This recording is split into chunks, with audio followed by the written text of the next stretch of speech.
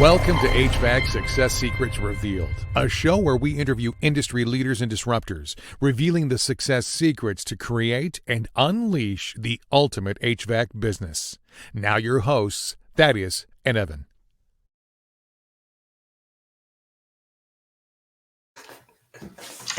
Hey, welcome back to another HVAC Success Secrets Revealed. Thaddeus and Evan, we have good conversations with good people. Well, normally good people. And any good conversation worth having is worth having drunk. So cheers, my friend. Cheers, cheers.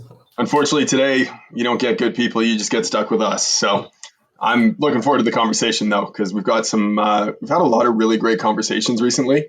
And I wanted to break down some of the golden nuggets that we've been pulling out of those shows and really dive into some thoughts around how guys can, one, take advantage of the rest of this summer, and then two, how you can take what you've gained from this summer and really apply it to next year in the off season. So, and just your business in general. Yeah.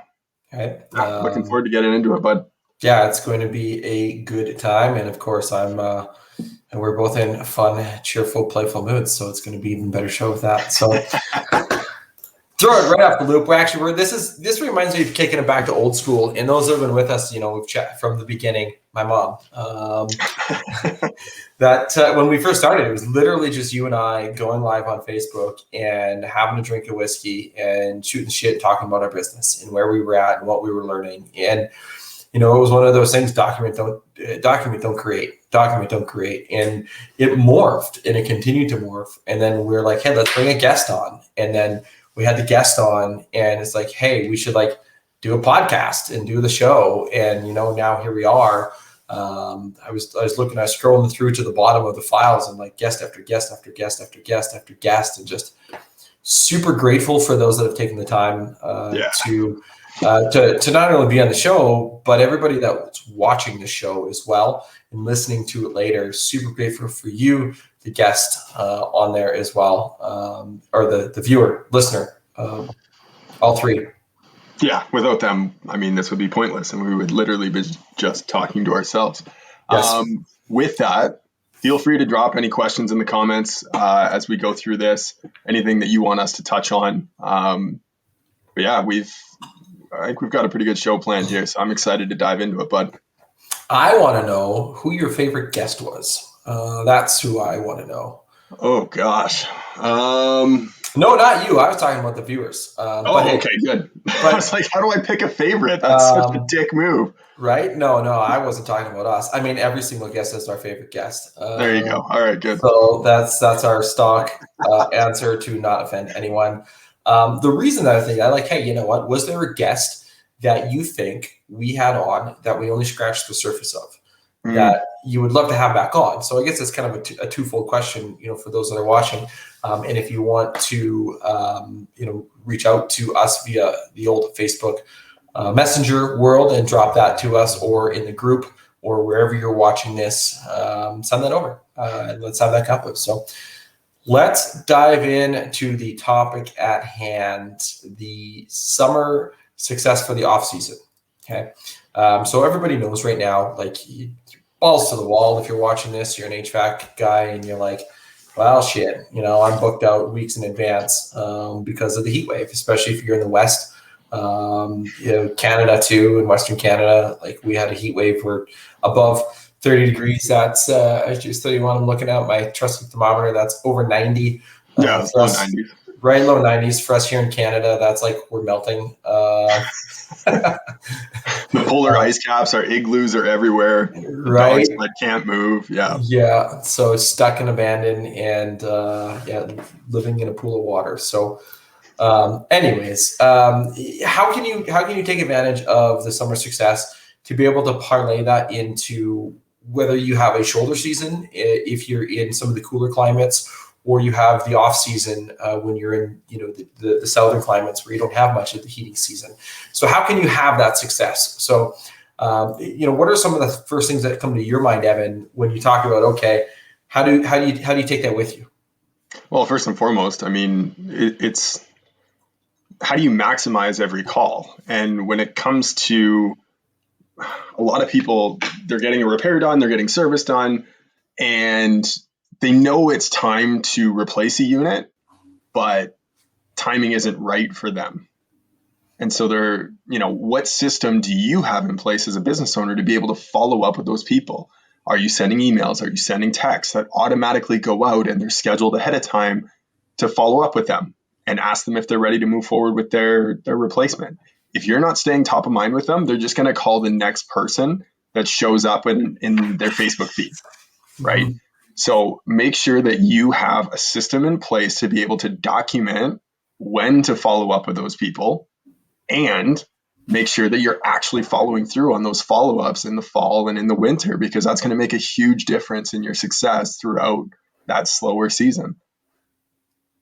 Love that. And I'm a big fan of automations. We use Zapier quite a bit in our business. That's not necessarily what Zapier would be used for in this particular moment, but what's your CRM system look like?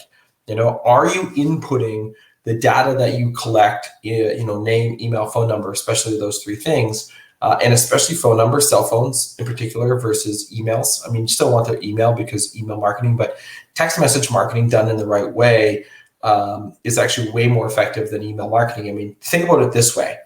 When you hear email marketing, when was the last time that you deleted an email that you never opened? Mm-hmm. Today, right? When was the last time you did not open up a text message? Doesn't happen. Right? And so there is the difference between text and email. They both have their place, but now you have to capture that data and write that down, right? So that's obviously a key part, maximizing every single call. But when you look at, when I think maximizing every single call, okay, what are you doing in terms of, so if you have an install, are you then putting them onto a maintenance agreement? And you're like, well, it's a brand new system. What do they need a maintenance agreement for? Well, to extend the life of the product, right? Now you're in their house every single time. And you build that trust, you build that rapport, you build that relationship. Twice a year, you're out there. Yep. That can go a long ways in terms of building your business success.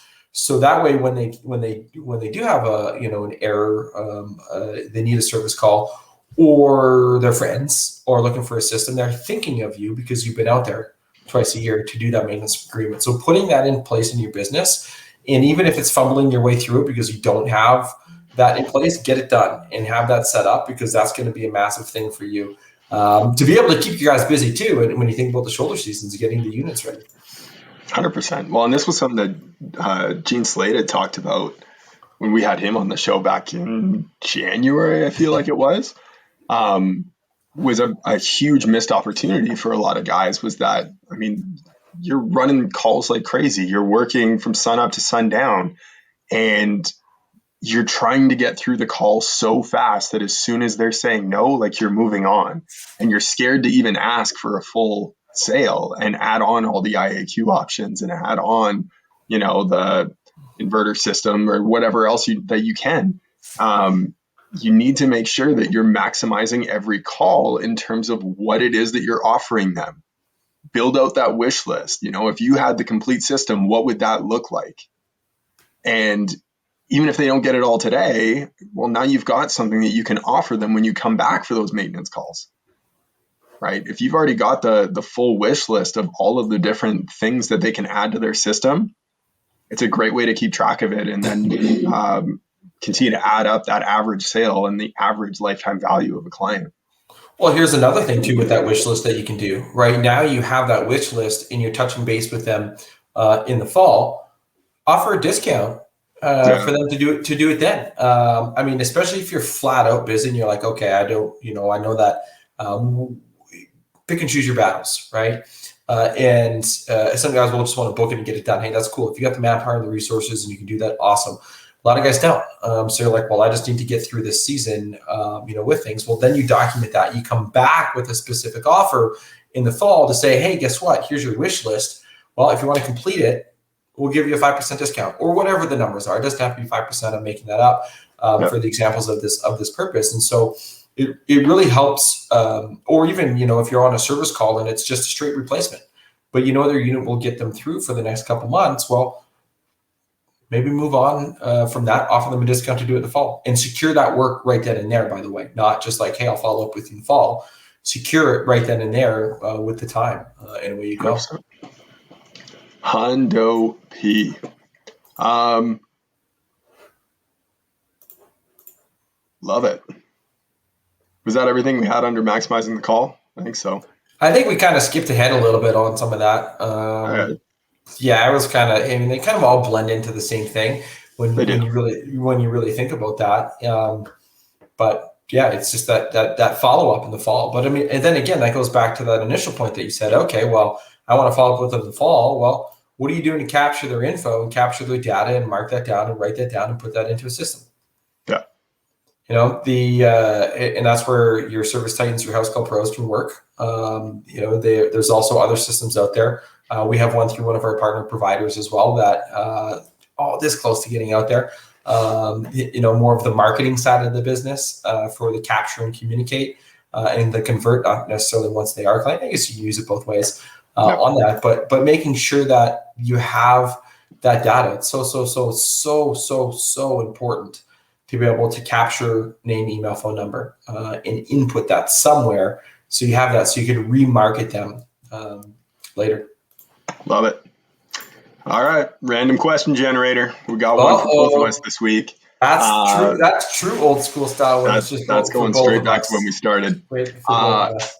Thaddeus, what was the last book you read? What was the greatest lesson you took from it? What was the last book I read? What was the greatest lesson that I took from it? Luckily, I have it on my bookshelf. Nice. It revisited. Why most small businesses don't work and what to do about it. So last book that I read, my bookmark's actually not even in it, so that means I made my way all the way through it. I have a habit of getting like halfway to 3/4 of the way through and then forgetting about it for a while. Just the way that I roll. Greatest lesson that I took from that is making sure that your business is, franchisable, and I use that air quotes for those that are watching. For those that are listening, I put air quotes around that. And it's not necessarily that you know, I look at our business or I look at an HVAC business. You know, you don't necessarily, you might not want to franchise your business, but if you take that repeatable system, repeatable process, and get that into your business, now you can then scale that up. You can then remove yourself from that business. If you're an owner operator and you're like, when will this ever end? If you go on vacation for 2 weeks, you've lost all your revenue. Well, that sucks, right? You don't have any processes to put in place to be able to remove yourself from those roles. And I think that, you know, was a big thing. And then in terms of like our business is, okay, what's our end game? You know, what's our end goal? Build a business so it's attractive for somebody to buy the business. Yep. Because that's lots of reasons why people go into business. I mean, if somebody came along and offered us money to sell our business, it'd have to be the right number. We have our number in mind. And when I want to sell it, no. Is that why I created a business? Not really. But it's an option, right? And so you have that in mind. So that would be my long-winded answer on the E-Myth Revisited. Well, and that was something that we talked about in depth with Richard Walsh back in December, was that idea of what is your exit strategy? Do you have one in place? Do you have, and actually, John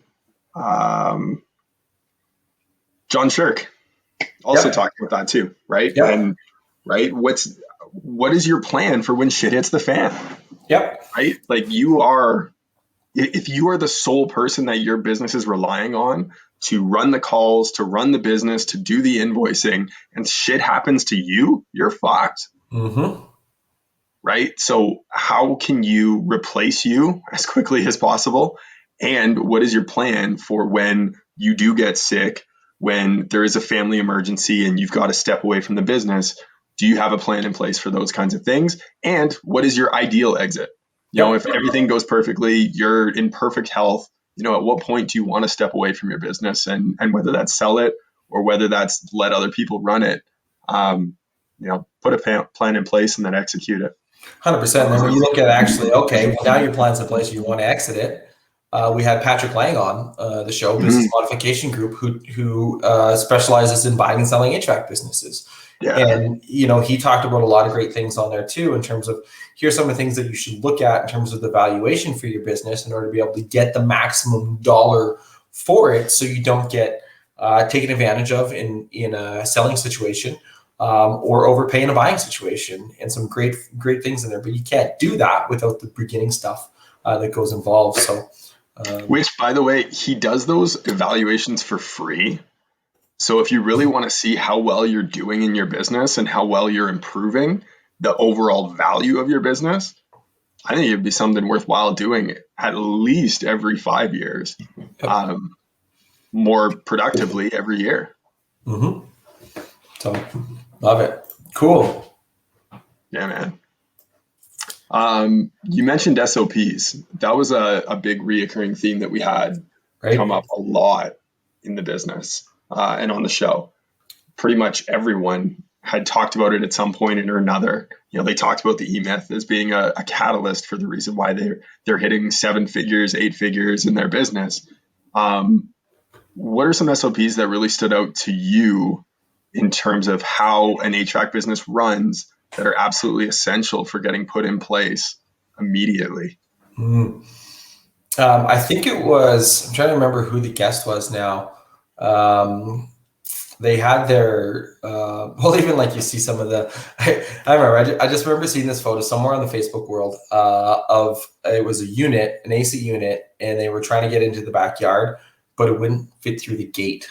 And so there's like, call a crane, and everybody's like, fuck, just lift it up on your shoulders, 2 guys, and fucking carry it over the fence. And it's just like, okay, well, as the salesperson, what's your checklist? To go through to make sure that you have everything so shit like that doesn't happen. So now your install crew gets there and it's like, well, I can't even get the fucking unit through the gate. And now you're creating a problem that doesn't necessarily be there if you just measured the gate. So you have small things like that and just that whole process. But even one of the big SOPs that I think a lot of guys don't have, and I believe that Seth Ure talked about it all when he was on the show, was having a sales process involved. So that way you have a systematized process, of everything that you need to follow, of what to say where, having the presentation and the stock behind that. So that way when you're in there, you know exactly what you're communicating there. That was a big one in terms of what I saw just from like the sales process, that a lot of guys fly by the seat of their pants when they're in the sales process. And all of our sales guests too, by the way, that talked anything sales related also echoed those same sentiments, that is having that sales process involved in structured presentation. That I think was a big one for me that stood out on that. What about you? What was the biggest SOP that you saw? It's no one that I've heard on the show just because we don't talk about it all that often. But it's, what does your process look like? Actually, I think it was Al mentioned this a little bit last week from CSRs, right? How does your CSR set up your team appropriately so that when they're going in, the expectations are already set in terms of how they're moving forward with the repair, with the service, with the install, right? Setting proper expectations is so essential to any sales process. Right. So it starts with that first point of contact, which is usually the ad that they saw or the word of mouth referral that they received. Right. So are you coaching your clients to refer you properly? And then are you running ads that are effective in communicating things the right way so that it sets up your CSRs to then be able to promote your business the right way and set the right expectations? And then are your techs showing up with the right frame of mind and setting the right expectations from the start of their call? Right. Everything needs to be congruent right through so that people are expecting a 5-star experience and then they're going to end up leaving you a 5-star review. Massive. Love that. Random question for Evan. Hit me with it. Are you ready? Yep. Are you sure you're ready? Nope. Okay. What's something horrible that everyone should try at least once? First thing that came to mind was being vegan. Those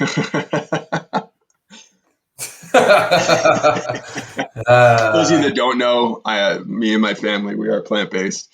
And Thad gives me a hard time for it pretty much all the time. I'm meat-based. I hunt and I'm meat-based. So yeah, he eats enough meat for both of us, so we're good there. Yeah.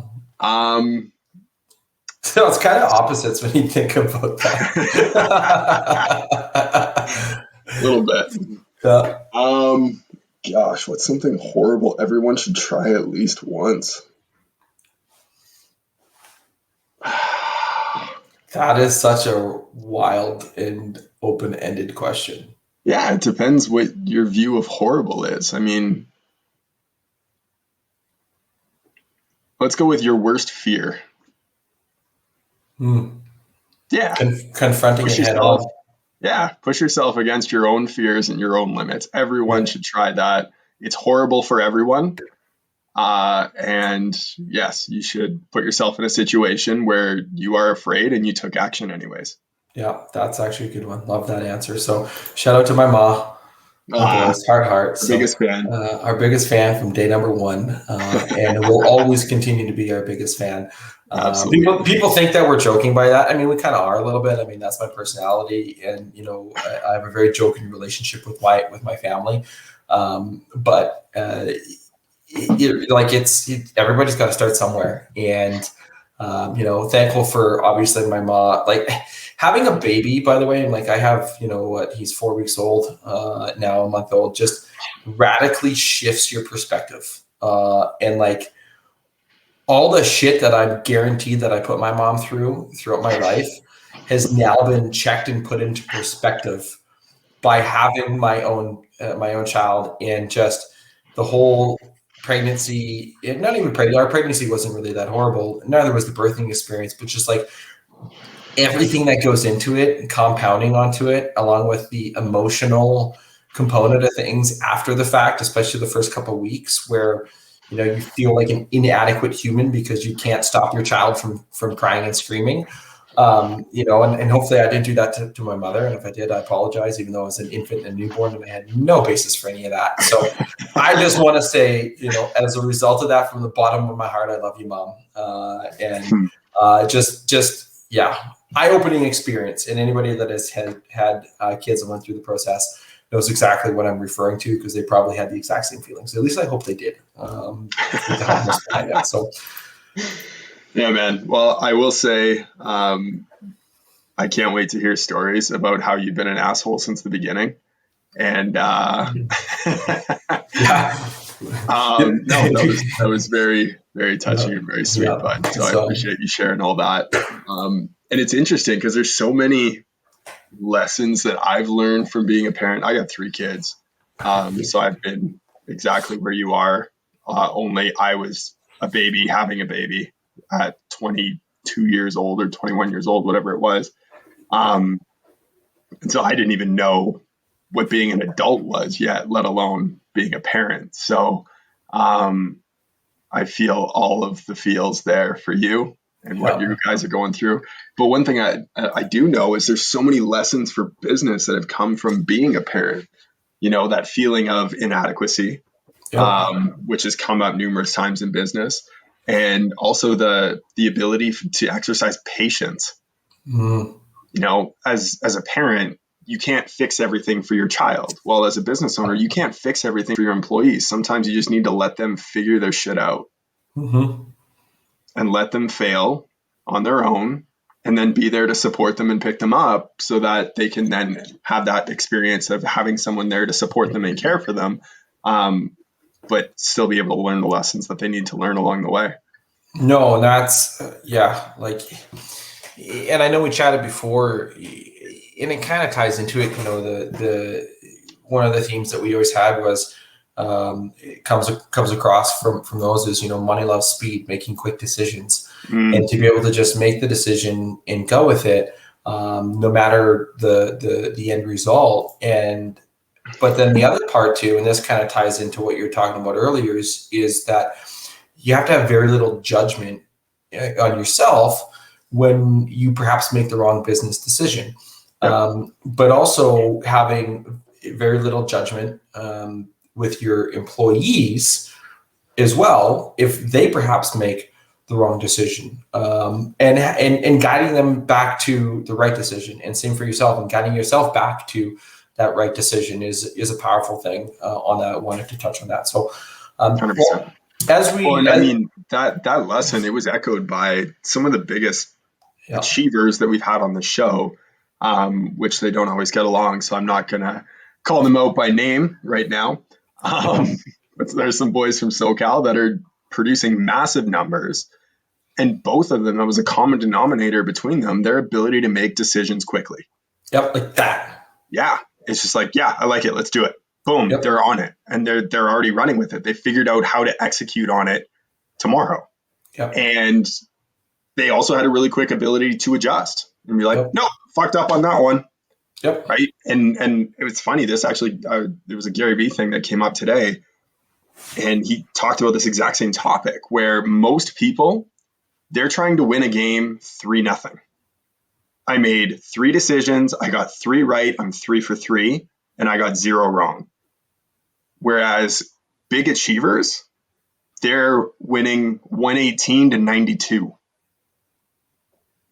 They made that many more decisions, produced that many more results, and it ended up massively impacting their business, right? Adjust. Go and adjust. That's it. Well, and like I was reminded, it's actually, I don't have my pegboard set up, but I have something on there of like how many times are you going to fail, right? Yeah. And like Steven Spielberg, actually, you know what? I'm going to grab it because I know it's in my file folder because I just haven't put it up, and I have it there to remind myself this all the time. How many times should you try, right? And this is just like, I'll read them all. So 3 times Steven Spielberg was rejected by the University of Southern California, after which he dropped out to become a director. 25 times Tim Ferriss's book, The 4-Hour Workweek, was rejected by publishers. 162 times the author of this infographic made searches for this data. 300 times the founder of Pandora.com approached investors before he got funding. 400 times Richard Branson launched companies before he founded one out of this world, which is Virgin Galactic. 1,009 times that Colonel Sanders, who just started KFC, by the way, he was like 67 when he started KFC too, was turned down when he tried selling his fried chicken recipe. Of note, you're never too old to start something, right? Don't get paralyzed in analysis paralysis. 1,500 times Sylvester Stallone was rejected when he tried selling his script and himself as the film Rocky. 5,126 times James Dyson created failed prototypes of his vacuum cleaner before succeeding. By the way, Dyson Animal V8, best decision we've made in our household. 10,000 times Thomas Edison, I mean, everybody knows that one, right? Created failed prototypes of the electric bulb before succeeding. And so, like, I mean, he quoted, like, well, why didn't you give up? It was like, well, what's the success? Well, I know 9,999 ways not to create a light bulb, right? And so making those decisions, but having the patience with yourself and your team to be able to forgive if that shit doesn't go right. Because it will, right? It will. So don't put yourself up. So. Well, and even the Rocky one really hits home because his full story. Have you heard the full story of Rocky? And I'm not going to tell it all now because we don't have the time. But so at one point he was so broke, he pawned off his wife's jewelry, which she left him because of it. You're talking Sylvester Stallone? Sylvester Stallone, yeah. And this was all in the process of Rocky. He sold his dog, his best friend in the world, for, I believe it was $100. Ended up selling the script to Rocky, getting offered up to $250,000 to not play Rocky, and he turned it down. So he wrote the full script, sold it, had the deal in place, but they wouldn't let him play Rocky, and he turned it down. He's like, no, I'm not a writer. I'm an actor. I want to be the actor. I eventually negotiated back down to $30,000. He got to play the role of Rocky.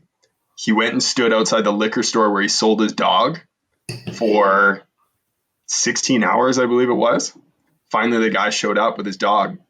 He's like, hey, I want to buy my dog back. The guy wouldn't sell it back to him. He ended up buying it back for, I believe it was like $2,000 or $3,000. And he gave the guy who had bought the dog a role in Rocky. So it's just it was a beautiful story of doing whatever it takes and being committed to the outcome and just doing whatever it takes to get it. So perfect. Well, as we wrap things up on the No Guess Whiskey Wednesday, as you finish off the summer, and that's kind of the one thought that we want to leave you guys with is, okay, what can you do to say and to really reflect on what went well and what didn't go well, and how do you actually implement that in your business, and how do you learn from the positive and negatives as they happen? Okay, and that's just write it down. Yeah. Right? It doesn't have to be perfect system. I mean, it could be in, a coil scribbler. I mean, that's what I use. This is on my desk all the time. It's across from, actually, I have the dates that I put down. Oops, wrong side. Put the dates that I put down, and I mark the date down every single day, and random thoughts go in there. And so, like, I think I've kept every single coil scribbler since 2010 that I've had. And I mean, have I ever went back to them? No. Not like 2010, but I've used that to go back. And so don't worry about a perfect system, whatever works for you. If you think it's a yellow pad, if it's taking a note in your phone, write down what's good and bad, right? Yeah. Well, and that's, I mean, here's a perfect example. So every year we do a magic moments jar with our kids, where we write down all the cool things and all the cool shit that we did that year. Every year we're up till 2 or 3 in the morning, December 31st, after we've had our party and we've done all the fun shit with the kids. They've gone to bed. We stay up writing out all the magic moments from the year because we forgot to do it throughout the fucking year. Write it down in the moment, because inevitably you're going to miss shit. So write down all the things that you did really well. Anytime something goes really well and you're like, fuck, right? Like, I'm really proud of my team for doing this. Write that shit down so you make sure you do it again. Anytime something goes wrong and you're like, shit, like, we really screwed this up, write that shit down so you can set up a system during the slower season to make sure that never happens again. And that's how you grow. Success doesn't happen by accident. It happens by looking at the lessons that you can learn along the way and make sure you're putting the systems in place to avoid those mistakes and continue those successes. On that note, thanks for listening. Cheers, bud. Cheers. Until next time.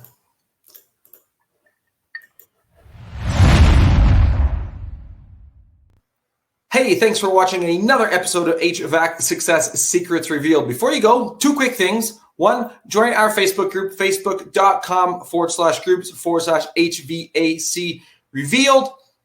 The other thing, if you took one tiny little bit of information out of this that was a golden nugget for you in your business, all we ask is for you to introduce this show to one person on your contacts list. That's it. That's all. One person. So they too can unleash the ultimate HVAC business. Until next time, cheers.